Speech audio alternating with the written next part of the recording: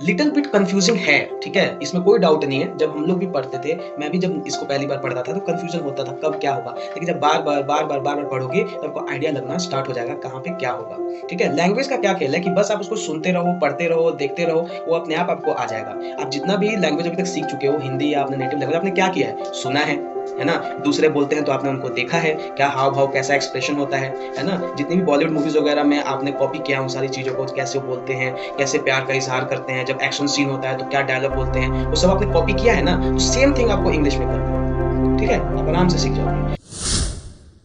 Hello guys, कैसे हो आप लोग। हम लोग कल मॉडल वर्ब स्टार्ट कर चुके हैं और आज हम लोग क्या करने वाले हैं मैं आपको एक बार दिखा दूं।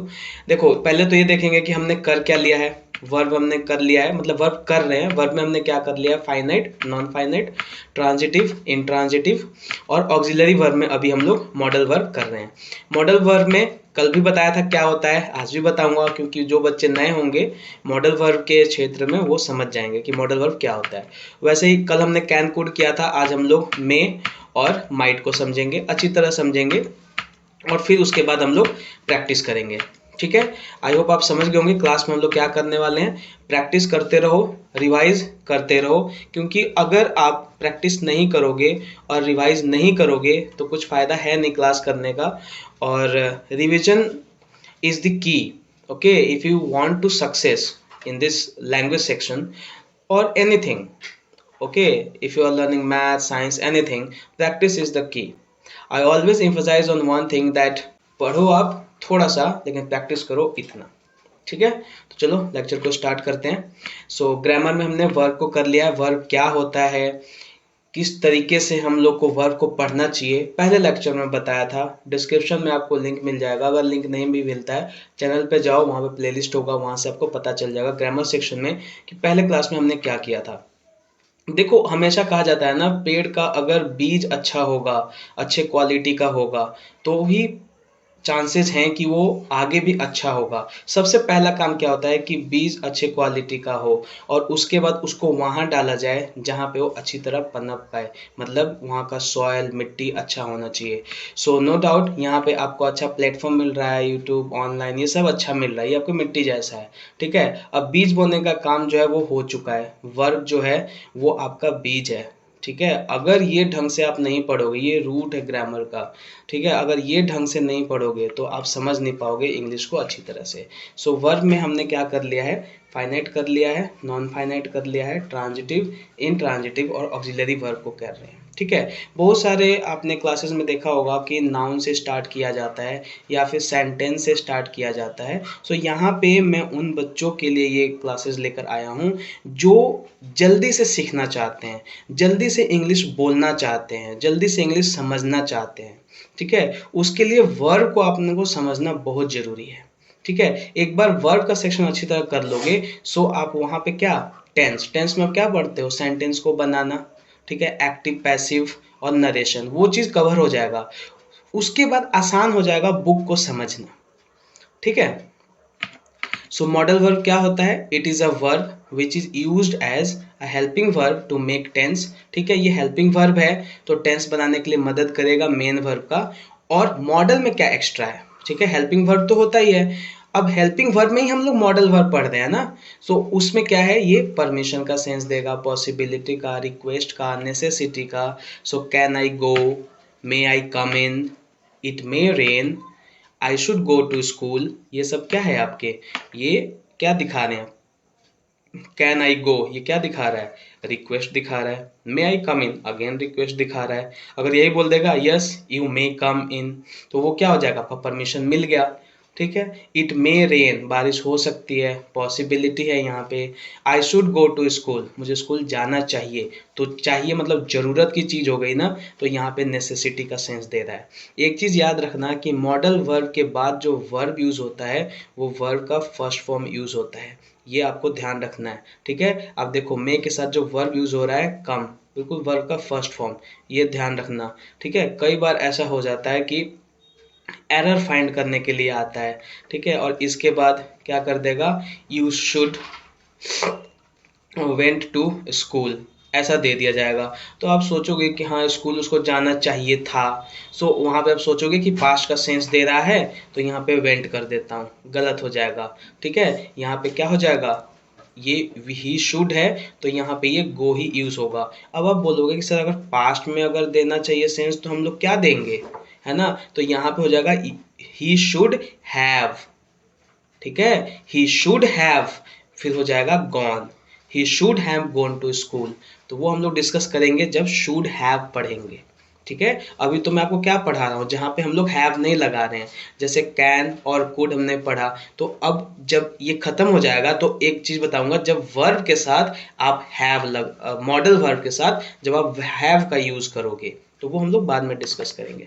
ठीक है, अभी आप समझ गए कि मॉडल वर्ब का अगर यूज करना है आपको तो उसके बाद हम लोग वर्ब का बेस फॉर्म यूज करते हैं, और अगर हमें कोई और फॉर्म यूज करना है, थर्ड फॉर्म यूज करना है तो हमें हैव का यूज करना पड़ता है, वो मैं आगे बताऊंगा। So can, could, will, would, may, might, shall, should, must, ought to, need और डेयर, ये हमें पढ़ना है। और मे को पढ़ते हैं। मे क्या होता है, रिक्वेस्ट हमें करना होता है। अक्सर आप स्कूल में करते रहते हो, क्लास की बेल बजी नहीं कि चले गए और फिर आते हो, जाते हो 2 मिनट के लिए, आते हो 10 मिनट के बाद और बोलते हो मे आई कम इन सर। वहाँ पे आप परमिशन मांगते हो। कई बच्चे हैं जो कि परमिशन भी नहीं मांगते हैं। ठीक है, अब आप किस में हो, आपके परमिशन मांगते हो या सीधा घुस जाते हो अंदर। ठीक है, सो यहाँ पे मे आई कम इन बोलते हो आप लोग, तो वहाँ पे आप क्या परमिशन दे रहे हो या रिक्वेस्ट कर रहे हो, आप रिक्वेस्ट करते हो कि सर क्या मैं अंदर आ सकता हूँ, मे आई कम इन, तो वहाँ पे रिक्वेस्ट का सेंस होगा। और परमिशन का कब होगा, जैसे टीचर क्या बोलेंगे, यू मे कम बेटा, तो वहाँ पे मे क्या हो गया, परमिशन का सेंस देगा। पॉसिबिलिटी का मतलब संभावना का, बारिश होगी या नहीं होगी, है ना। सो इट मे रेन, बोलते हैं ना इट मे रेन, बारिश हो सकती है, चांसेस है, तो वहाँ पे पॉसिबिलिटी हो गया। विश का सेंस भी देता है ये। विश का सेंस कैसे देता है, जैसे मे गॉड ब्लेस यू, इस तरीके से होता है। या फिर आप बोल सकते हो कि मे your exam, may you may you get good marks in your exam, जब ऐसा कुछ होगा तो आप वहाँ पे क्या कर रहे हो, विश कर रहे हो। पहला एग्जाम्पल देखो, ही मे स्विम। ठीक है, यहाँ पे पॉसिबिलिटी है, ठीक है, एबिलिटी नहीं है। अगर एबिलिटी होता तो क्या यूज करते, कैन, ही कैन स्विम। यहाँ पॉसिबिलिटी है, हमें नहीं पता है उसको तैरने आता है नहीं आता है, बस हम लोग पॉसिबिलिटी देख रहे हैं कि वो तैर सकता है। ठीक है, ही मे स्विम, शायद उसको तैरने आता है, इस तरीके से हम लोग बात करना चाह रहे हैं। मे आई कम इन, यहाँ पे रिक्वेस्ट है, मे आई कम इन, क्या मैं अंदर आ सकता हूँ। यू मे कम, ये परमिशन हो गया। मे यू लिव लॉन्ग, ठीक है, बोलते हैं ना कि तुम्हारी उम्र लंबी हो, ऐसे आशीर्वाद देते हैं। सो मे यू लिव लॉन्ग, ये क्या हो गया, विश हो गया। माइट का यूज क्या है, पास्ट ऑफ मे, सिंपल। जैसे कि पास्ट ऑफ मे में क्या करोगे आप लोग, जैसे मान लो यहाँ पे मैं मे वाले सेक्शन में समझाता हूँ माइट का। मे में जैसे आपने लिखा हुआ है ना ये कि माइट आई कमिंग में नहीं, ही मे कम मान लो है ये। ठीक है, ही मे स्विम है, कम नहीं, ही मे स्विम है। इसी सेंटेंस को यहाँ पे मैं ले रहा हूँ, ही मे स्विम। ठीक है, ये एक सेंटेंस है, ही मे स्विम। सो यहाँ पे मे यूज हो रहा है। ठीक, अब मैं इसको इनडायरेक्ट सेंटेंस में डायरेक्ट सेंटेंस लिख रहा हूँ, कैसे, he said I may swim.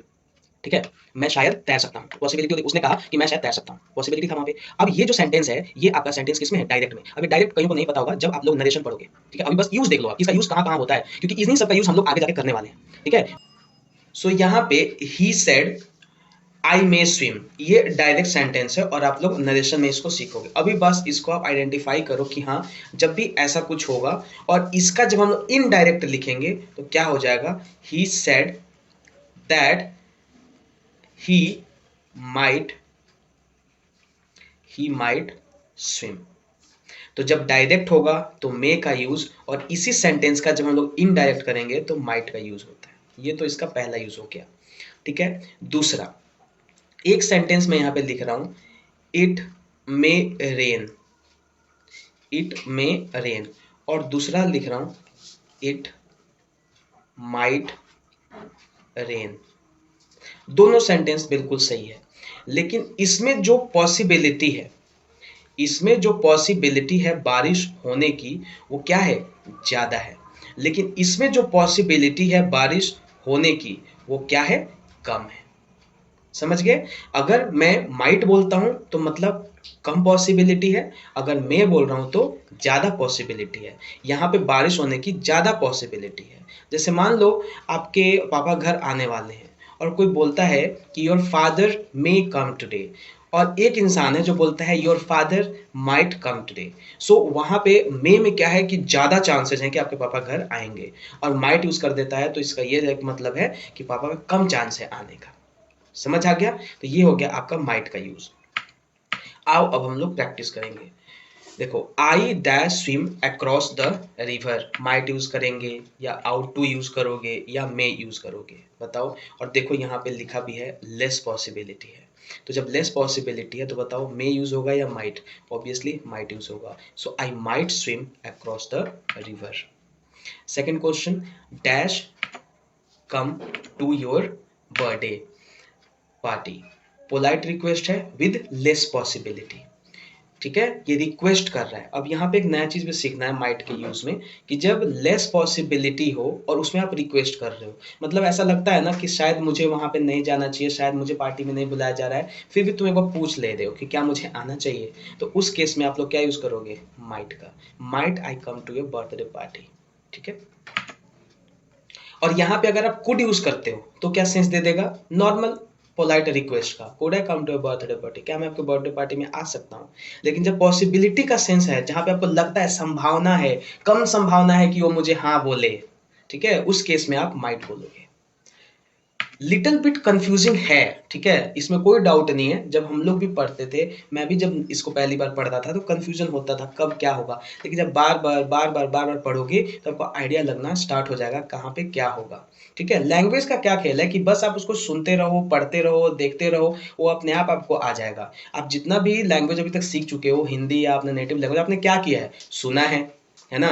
दूसरे बोलते हैं तो आपने उनको देखा है, क्या हाव भाव, कैसा एक्सप्रेशन होता है ना? जितनी भी बॉलीवुड मूवीज वगैरह में आपने कॉपी किया उन सारी चीज़ों को, कैसे वो बोलते हैं, कैसे प्यार का इजहार करते हैं, जब एक्शन सीन होता है तो क्या डायलॉग बोलते हैं, वो सब आपने कॉपी किया है ना? तो सेम थिंग आपको इंग्लिश में करना है। ठीक है, आप आराम से सीख जाओगे। माई father wished that I dash pass the exam with good marks, ये आपका एक क्या है? विश वाला सेंस है। देखो विश आ गया यहाँ पे। So my father wished that I might pass the exam with good marks. Fourth देखो, डैश गॉड ब्लेस यू, ये तो मैं अभी खुद बोला था, गॉड ब्लेस यू विश का सेंस है, क्या हो जाएगा? मे हो जाएगा, may God bless you. Fifth question, it dash rain tomorrow, it dash rain tomorrow. So possibility का सेंस है, तो क्या होगा? कैन होगा, मे होगा या माइट होगा? अब आप देख लो, मे होगा या माइट होगा? तो जब ज्यादा पॉसिबिलिटी होगा तब क्या बोलोगे? It may rain. और कम पॉसिबिलिटी होगा तो क्या बोलोगे? It might rain. तो अब बताओ यहाँ पे मैं क्या करूं? यहाँ पे मैं लेस कर देता हूँ आपके लिए, लेस पॉसिबिलिटी है तो यहाँ पे हम लोग क्या लिखेंगे? माइट।